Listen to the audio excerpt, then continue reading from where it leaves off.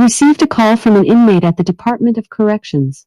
This call will be recorded and monitored. If you wish to block any future calls of this nature, dial 7 now. To accept this call, press 5 now. To decline this call, hang up. Well, hello there, Miss Lakeisha. How are you? Oh no. Yeah, I remember Lindsay. She was really a pro uh, rehabilitation, and she supported getting rid of illegal drugs from the prisons and from the streets. But I don't see how she would wind up in the hospital on an overdose. That's not like her. Ah, well, yeah. But that's one thing I will never completely understand. I've never been to prison, so I don't know the stress that comes from being inside of prison. But I guess for some people, it's just overwhelming. Yeah, I've heard that too. It is easier to get the drugs in the prison than outside. Well, yeah, I guess if you're in that field, it doesn't matter where you are, inside or out. But in her case, she wasn't. Yeah, she's a violent young lady, but she wasn't really into drugs and alcohol and any type of substance like that. Wow, I I really I feel bad for her, and hopefully she'll recover okay and get the treatment that she needs. Yeah, there's a lot of people. I guess you could say predators in there. They're looking for money and they'll do whatever it takes, and they don't care the consequences. And in many cases, that's what got them in prison in the first place. They care more about reaching their financial goals than to protect the community. And those are the kind of people that should not be out here. And it's almost looking like they shouldn't be in the general population there too. She was just ripe for the picking. She must have been so sad and depressed she needed something to escape. Well, I have heard of the little gummy drugs and stuff, but yeah. Uh, and that's one of the things that's an issue out here too. They have fentanyl that's kind of looking like candy and something that would be, they're very colorful, and a child could easily be influenced by that and fooled. And I guess there's a few things with the with tobacco and other drugs that the manufacturers are trying to appear to look harmless. Well, good. I'm glad there's a support group in there to help her out, and I'll do what I can out here. As we have been fighting drugs in prison for centuries, and people will constantly get contraband in there. So I I can't see how we can do this without the support You have 60 seconds of remaining. the prison. And even with the support, there's still people who want that money and they'll sneak it in there. And usually it's the prison officials. Oh yeah, yeah. We'll definitely get that out, and we'll let as many people know as we can. That's a shocker. It's just I did not expect to hear that. Okay, and well, yeah, I'll send you love and keep in contact with them. And You have 30 seconds remaining. I know things are going well for you, and you're maintaining your sanity. So hopefully this stuff doesn't catch up with you as well. Good. Good. Okay. As long as you stay positive and look toward a bright future, we can do this. All right. You have yourself a wonderful day too, and thanks for the call. It was nice talking to you. Welcome to AQS Inmate Call, and I'm your host, Joel Wilborn. And this conversation is based on a recent event where for quite some time now, I've been talking to this young lady. Um, and she was a big advocate for rehabilitation. She believes people should go to prison and come out a better person, take advantage of programs and medical services, supportive groups, anything to help improve life. And she was really adamant about getting out, not going back to prison. And she would talk about drug addicts and the flow of illegal drugs through the prison. And it's just something I know when I was in law enforcement, there was a little cartoon of a sheriff deputy with a fly swatter in each hand, and he was swatting at a bunch of flies, and the flies represented drug activity, illegal drug activity. And as much as he swung those fly swatters, the flies were still out there flying around. And it's a really tough field to get into and to make any progress. And but it's not a hopeless battle. It's not something that can't be won. It's just something you have to be patient with and have to change as situations arise. We can't expect to arrest people with a certain amount of drugs in their possession and then put them in prison and jails for a certain number of years,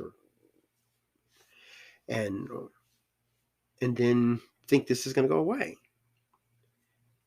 They've actually, I know there's cases where big companies say it's cheaper to pay the fines and go to court than to do a recall or something, like of a vehicle. And with these people who are addicted to drugs and people who sell drugs, if they know that they could go to prison for 3 years and then get out after a year, that's something they factor into the equation. They'll go out and they'll sell the drugs, and if this person rats on them, they know what to say, they know who to talk to, they know what programs to get into and how to make a plea deal. It's just another part of their life. We get up, we go to work, we come home, we enjoy the fruits of our labor. And each year that we're working, we get more experience, and we're more comfortable with our job. And after a few years, people tend to seek our support because of the knowledge that we have in the field. And illegal activity is the same way. And these folks do know the risks. We can't sit there and say that you have the threat of capital punishment. If you're caught with drugs in your possession, you'll be put on death row. Do we really think that's going to stop people? Drugs in particular is an addiction. It's something these folks cannot stay away from. And the best defense in something like this is a great offense. If we see the signs that a lot of the experts describe as symptoms of drug addiction or something, we should take action.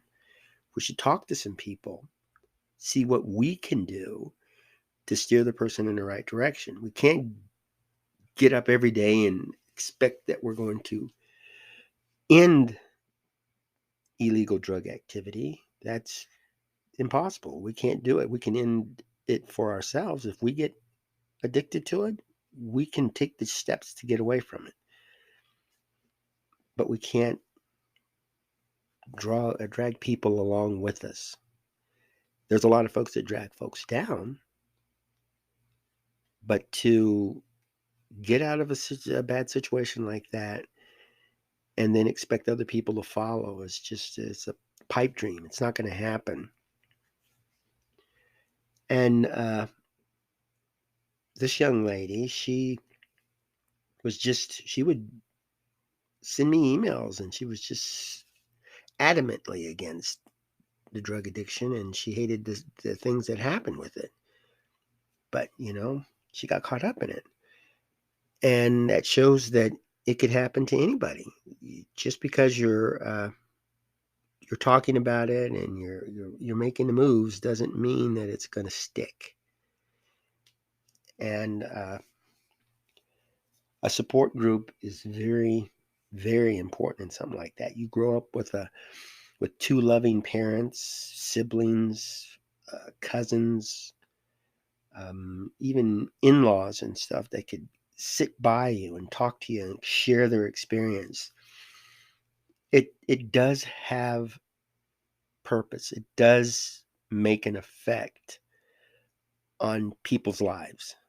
Don't think that the things that you go through are meaningless to other people.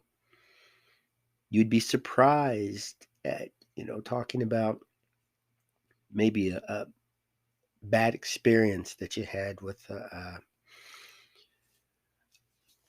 a person in the neighborhood or something, and you'll say that if you're going to talk to these people, be careful how you describe their surroundings or their life or something like that, because they take great pride in their belongings and their personal life, and they consider it a huge insult if you criticize them.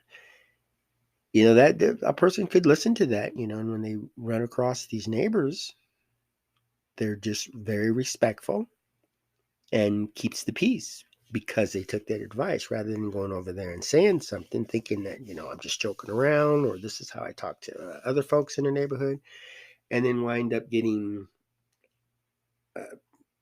hurt. So a small bit of advice that you might just brush off otherwise could mean a big difference to somebody else. And the only way to know is just to share it. We don't want to be sharing bad advice. We want to share the advice that helped us get through a bad situation. And to tell a person that drugs can help them get through their grief or their depression, or help them to feel less lonely, I don't know. I don't know about that. And that's usually what happens. Most of the drug addicts that I talk to, they got caught up because it was a quick fix, not knowing that there's better ways to do it, or in some cases, there's just not a way to get away from it. And they're going to need help. They're going to need support. So we're not islands. We don't all work by ourselves. As much as we want to be alone and separate from the rest of the world, we're going to need them for something. And we might as well pick and choose the people that are most helpful to us to work with us. I like to use the example of the movie. Your life is a big movie, and everybody in it is considered supporting actors. They exist to keep the plot going and to help you resolve the conflict of the movie. So if you go into this movie and you're just by yourself, there's nobody else that pops around there. There's not much of you can't really solve the issues that come up. And even on an island, things are going to come up. And then it could cause the point where you just can't handle it anymore. And you want to seek maybe suicide or, just to escape reality with the drugs and stuff. And we're designed to learn, to grow, to improve.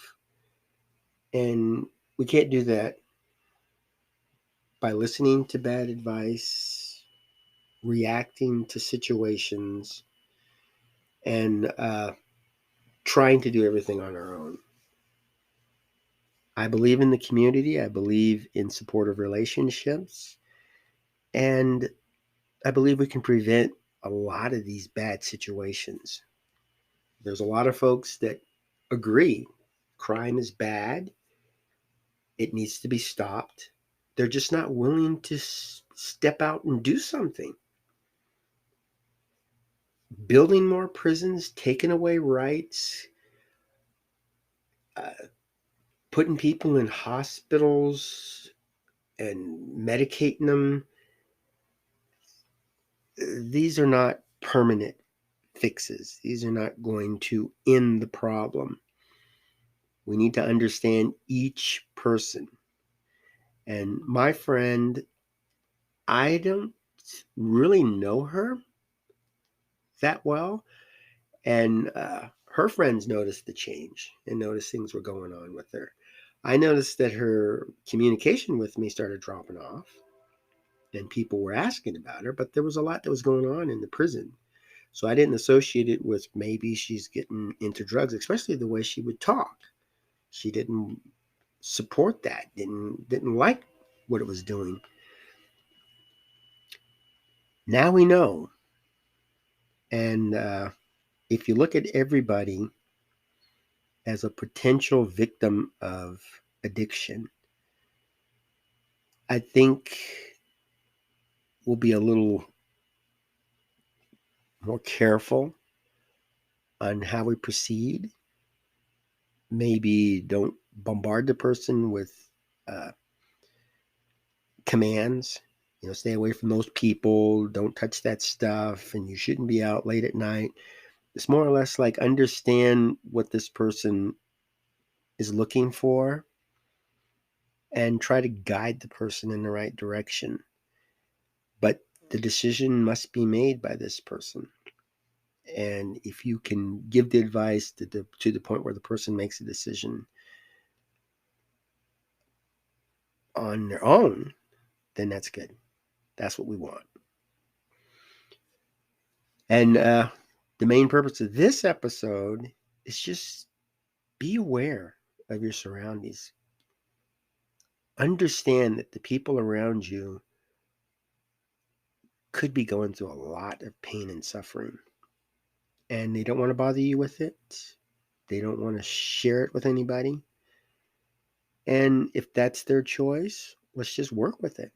We can be very flexible. The happy people of the world are not the ones that seek it, that go out looking for it.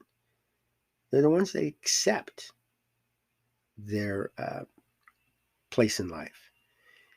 And when there's an opportunity to improve, they'll take it. When there's an opportunity to share their knowledge with other people, they'll share it. It's just that not everything's going to be done overnight. It's going to take time. And we don't have a lot of time. So if you just relax, let it flow, we can at least make some progress. And I think that's better than doing nothing at all. So the character I had in this call is Lindsay. Just think, there's a Lindsay out there, somebody who's pro happiness and improvement and relationship, but there's something that snaps and they lose control. Drug is like a dominating factor in a person's life. It will call and hunt and go in for the final strike, without warning. It's very, very controlling. And I like some of the commercials and public service announcements and stuff that they put out there where they show that the people are trying to live a normal life, but they just get drawn away. And they also show that there's people out there who will help. There's telephone numbers that can be called. There's websites that can be visited, and there's people in the community that are willing to come over and sit and talk. And if we're going to get a safer, secure community, we're going to have to work together on this, and we're going to have to be aware of the symptoms, the red flags, especially to the people close to you. And that's not just for criminal activity. It's also for health. When temperatures are extremely high or extremely low, or the weather is dangerous, like hurricanes, earthquakes, tornadoes, keeping an eye on your friends, family, and loved ones can make a big difference. You're not insignificant. Everything you do matters. It's the butterfly effect. You're not invisible. And so it's time to take up and take your credit. You earned it. Now, do have a lot of interviews that are on my YouTube channel, the Joel Wilborn channel. If you could check them out, listen to those folks, maybe reach out to them, and let's work together and give our community a change, a welcome change, something that